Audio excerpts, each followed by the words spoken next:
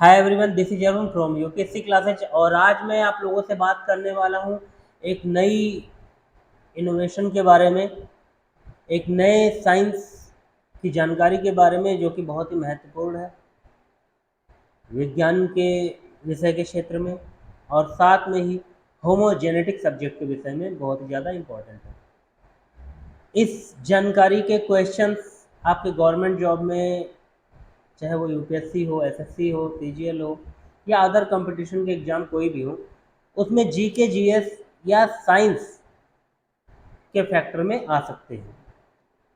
तो आज हम जानेंगे दुनिया में सबसे पहले जन्म लेने वाले सुपर बेबी के बारे में। सुपर बेबी, इससे पहले आपने सुपरमैन सुना, तो सुपरमैन में तो खैर अलग अलग तरीके की टेक्नोलॉजी लगाकर उसको खुद बनाया गया था। तो ऐसा ही कुछ थॉट्स आपके माइंड में सुपर बेबी का नाम सुनकर भी आ रहा होगा। तो चलिए इसके बारे में हम जानते हैं और ज़्यादा और अच्छे से समझते हैं कि सुपर बेबी में क्या क्या खासियत है और क्या क्या अंतर है बाकी हम लोगों के अलावा।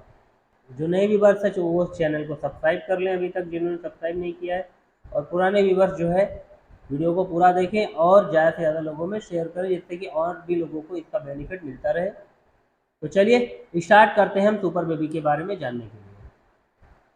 इतिहास में पहली बार सुपर बेबी ऐसा पैदा हुआ है जिसे कोई भी जेनेटिक बीमारी नहीं होने वाली। जी हाँ, इस सुपर बेबी में सबसे पहली खासियत तो ये रही कि इसे कोई भी जेनेटिक बीमारी नहीं होने वाली, न कोई बीमारी इसके माँ बाप से ही इसको लगेगी। कारण ये है क्योंकि इस बच्चे में सिर्फ उसके माता और पिता का ही डीएनए नहीं है, बल्कि एक और भी इंसान का डीएनए शामिल है। यानी ये बच्चा 3 लोगों के डीएनए से मिलाकर तैयार किया गया है, और आज के समय में ये दुनिया का सुपर किड है। इसको ना तो कोई जेनेटिक बीमारी होने वाली है, ना ही कोई जेनेटिक म्यूटेशन होने वाला है, क्योंकि जाहिर सी बात है इसमें सिर्फ माँ बाप का ही डीएनए नहीं है बल्कि एक अन्य इंसान का भी डीएनए मिलाया गया है। और इस बच्चे की पैदाइश सबसे पहले इंग्लैंड में कराई गई है। इन 3 लोगों के डीएनए से मिलाकर इस बच्चे को तैयार किया गया है। डीएनए की खासियत को बनाए रखने के लिए आईवीएफ तकनीक का इस्तेमाल किया गया था, और इसलिए दावा किया गया है कि इस बच्चे को कोई भी जेनेटिक बीमारी नहीं होगी, या ऐसी किसी भी तरीके की बीमारी, जेनेटिक बीमारी नहीं होगी जिसका इलाज ना किया जा सके। जिस तकनीक से इस बच्चे को बनाया गया है उस तकनीक का नाम है माइटोकॉन्ड्रियल डोनेशन ट्रीटमेंट, यानी एमडीटी। शॉर्ट फॉर्म में इसे एमडीटी कहते हैं। MDT, M for mitochondrial, D for donation और टी फॉर ट्रीटमेंट। इस बच्चे को पैदा करने के लिए स्वस्थ महिला के अंडे यानी एग्स से ऊतक, ऊतक यानी टिश्यू लेकर आईवीएफ का भ्रूण तैयार किया गया था। यह भ्रूण जिस महिला के गर्भ में पला, उस महिला की जेनेटिक बीमारियों से वह भ्रूण पूरी तरीके से सुरक्षित है। यानी उस महिला में जो भी बीमारी थी, कोई भी किसी भी प्रकार की, उस बच्चे के अंदर नहीं आई। यानी कि माँ के शरीर में होने वाली बीमारियों का बच्चे के शरीर पर कोई भी असर नहीं होने वाला, और ना ही उस बच्चे को ये बीमारियां होंगी जो उसके माँ को होती है। मेन थिंग ये है कि ये बच्चा 3 पेरेंट बेबी है, यानी 3 डीएनए से बनाया गया बच्चा है ये। इस भ्रूण में बायोलॉजिकल माता पिता के स्पर्म और एक्स के माइटोकॉन्ड्रिया को मिलाया गया है। माइटोकॉन्ड्रिया किसी भी कोशिका का पावर हाउस होता है। इस बच्चे के शरीर में माता पिता के डीएनए के अलावा तीसरी महिला डोनर के जेनेटिक मटेरियल में 37% जीन शामिल है। यानी असल में यह है कि यह बच्चा 3 पेरेंट है, 3 पेरेंट बेबी ये बच्चा मारा गया। हालांकि ये बात क्लियर है कि इस बच्चे के शरीर में 99.8% डीएनए उसके माँ बाप का ही है, माँ बाप का, असली माँ बाप का। माँ से ही बच्चे को पावर हाउस मिलता है, यानी माँ से ही वो कोशिकाएं प्राप्त होती हैं बच्चे को, जिससे बच्चे का विकास होता है। माइटोकॉन्ड्रियल डोनेशन ट्रीटमेंट को एमआरटी यानी माइटोकॉन्ड्रियल रिप्लेसमेंट ट्रीटमेंट भी कहते हैं। इस पद्धति को विकसित करने में इंग्लैंड के डॉक्टरों का श्रेय जाता है। इस बच्चे को इंग्लैंड के न्यू कैसल फर्टिलिटी सेंटर में पैदा किया गया है। इसका सीधा मकसद बस इतना ही था कि एक ऐसे बच्चे को पैदा किया जाए जिसमें माँ बाप की जेनेटिक बीमारियों का असर ना हो, यानी माँ बाप की बीमारियां बच्चे में ट्रांसफर ना होती हो। आमतौर पर कोई भी इंसान या कोई भी बच्चा अपनी माँ से ही ज़्यादातर माइटोकॉन्ड्रिया हासिल करता है। इसीलिए जो भी नुकसानदेह चीज़ें होती हैं, नुकसानदेह चीज़ें यानी नुकसानदेह म्यूटेशन जो माँ बाप के जेनेटिक असर से आते हैं, वो इन्हीं पावर हाउस में जमा होते रहते हैं और जो बाद में बच्चे की सेहत पर असर डालते हैं। जेनेटिक बीमारियों से जूझती हुई महिलाओं को आमतौर पर प्राकृतिक तौर पर गर्भधारण में प्रॉब्लम आती है, और अगर किसी तरीके से गर्भधारण हो भी गया तो आगे चल के बच्चों की सेहत सही नहीं रहती है। बड़े होने के साथ साथ बच्चे को नई नई बीमारियां और गंभीर बीमारियां भी शुरुआत होने लगती है, परेशानी का कारण बनने लगती है। मतलब ये बच्चा उम्र के साथ बड़ा होता है और गंभीर बीमारियों से जूझने लगता है। दुनिया में 6000 बच्चों में से एक बच्चा माइटोकॉन्ड्रियल बीमारियों से जूझता है, यानी गंभीर जेनेटिक बीमारियों से जूझता है वो। आमतौर पर इंसानों में हर कोशिका के केंद्र यानी न्यूक्लियस में 20,000, लेकिन हर न्यूक्लियस के चारों तरफ छोटे छोटे छेद की तरह माइटोकॉन्ड्रिया होते हैं, और इन माइटोकॉन्ड्रियाज के भी अपनी जीन्स होती है। अब अगर ये माइटोकॉन्ड्रिया सही से काम करता है तो कोशिका को सही ऊर्जा देगा, कोशिकाएं विकसित होकर अंग में तब्दील हो सके, अंग बन सके। और अगर कोई जेनेटिक म्यूटेशन आता है तो माइटोकॉन्ड्रिया डैमेज हो जाता है और कोशिकाओं का विकास नहीं हो पाता है। और अगर कोशिकाओं का विकास नहीं हो पाता है तो शारीरिक बीमारी के अलावा जो हैंडीकैप्ड वाली प्रॉब्लम या कोई अनुवांशिक लक्षण जैसी परेशानियां या शारीरिक विकलांगता का प्रभाव बढ़ जाता है।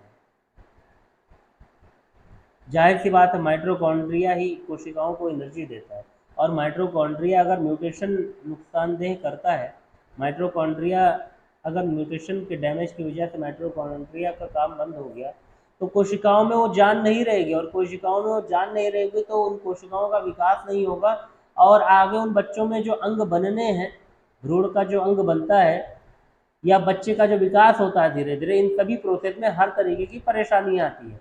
सबसे ज़्यादा तो ये प्रॉब्लम है कि किसी भी माइटोकॉन्ड्रिया के डैमेज से प्रॉब्लम सबसे बड़ी ये होती है कि वो पार्ट या तो बनेगा नहीं, अगर बन भी गया तो वो पार्ट काम नहीं करेगा, यानी विकलांगता का संदेह ज़्यादा हो जाता है।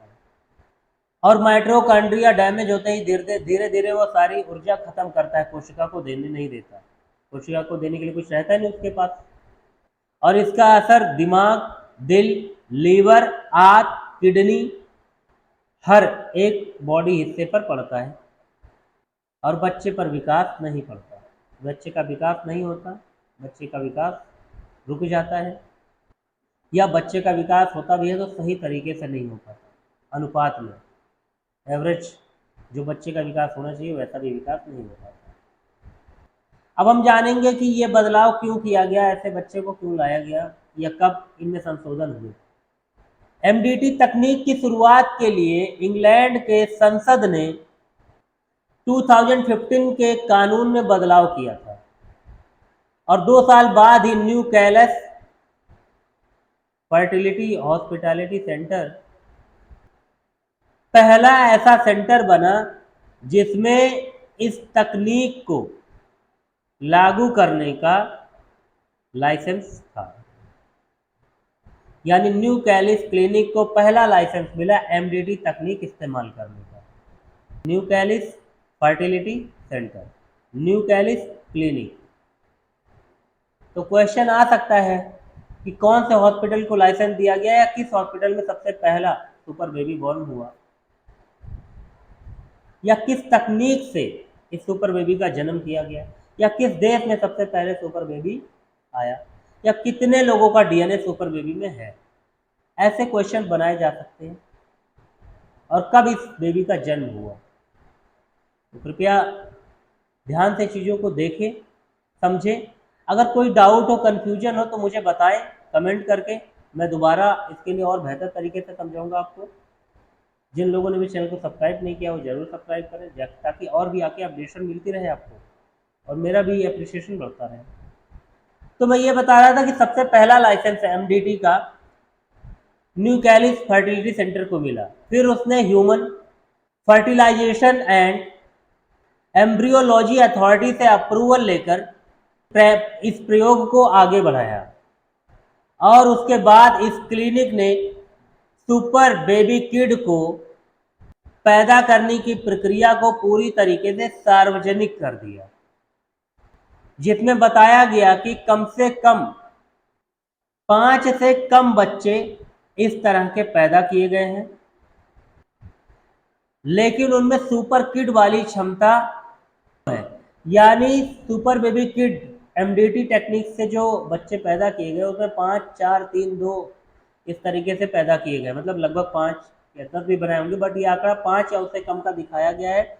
लेकिन इसमें से एक बेबी के पास सुपर किड होने का प्रमाण ज़्यादा मिला है, यानी उसको होमोजेनेटिक बीमारियां नहीं होंगी, जेनेटिक म्यूटेशन नुकसानदेह नहीं होगा, माँ बाप की बीमारियां नहीं लगेंगी। इन 5 बच्चों में से एक के पास ऐसी खूबी है जिसे हम सुपर किड के नाम से, सुपर बेबी के नाम से जानते हैं। इस प्रक्रिया से पैदा होने वाले बच्चों और माता पिता को इस जानकारी से गोपनीय रखा जाता है, यानी माँ बाप और बच्चे दोनों में से किसी को नहीं मालूम होता कि उसके साथ ये प्रोसेस किया जा रहा है, प्रैक्टिस की जा रही है।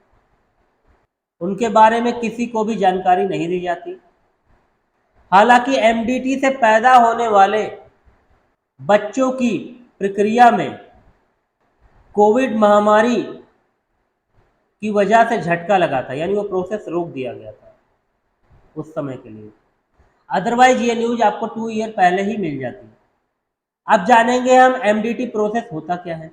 एमडीटी प्रोसेस में सबसे पहले पिता का स्पर्म लिया जाता है, उसके बाद माँ के एग्स के साथ इसको फर्टिलाइज किया जाता है, उसके बाद स्वस्थ महिला के एग्स से न्यूक्लियर जेनेटिक मटेरियल निकाला गया। फिर उस न्यूक्लियर जेनेटिक मटेरियल को माता पिता के फर्टिलाइज्ड एग्स से मिला दिया गया। इससे फर्टिलाइज एग्स में क्रोमोसोम्स की संख्या पूरी हो गई और इस एग में स्वस्थ महिला के माइटोकॉन्ड्रिया का वर्चस्व हो जाता है, यानी माँ और माता के एक्स और पिता के स्पर्म के बावजूद न्यूक्लियर जेनेटिक मटेरियल डालने के कारण स्वस्थ महिला यानी तीसरी महिला के माइटोकॉन्ड्रिया का वर्चस्व ज़्यादा हो जाता है, क्योंकि वह ज़्यादा सेहतमंद होता है। और इसके बाद इसे एमडीटी को भ्रूण में शामिल कर दिया जाता है। अब ऐसा नहीं है कि एमडीटी तकनीक में खतरा नहीं है। कोई भी नई इनोवेशन हम करते हैं, कोई भी नई खोज करते हैं, प्रोसेस करते हैं, प्रैक्टिस करते हैं, नया कुछ भी करते हैं, तो उसमें कुछ ना कुछ खतरा तो होता ही है। अब खतरे की परसेंटेज अलग होती है, 50%, 90%, 30%, 10%, rare chance of the danger. तो ऐसा नहीं है, खतरा नहीं है, खतरा है, एकदम है। अगर अनजाने में एग्स के अंदर अनचाहे माइटोकॉन्ड्रिया आ गए तो वो बच्चे की सेहत पर असर डाल सकते हैं। इससे सुपर किड बच्चे को पैदा करने की पूरे प्रोसेस और प्रक्रिया की बाजी पलट सकती है, उल्टी पड़ सकती है। अब बच्चा सेहतमंद होने की बजाय कमज़ोर भी पड़ सकता है। बच्चा मजबूत स्थिति में ना होकर कमज़ोर बन सकता है, अविकसित रह सकता है।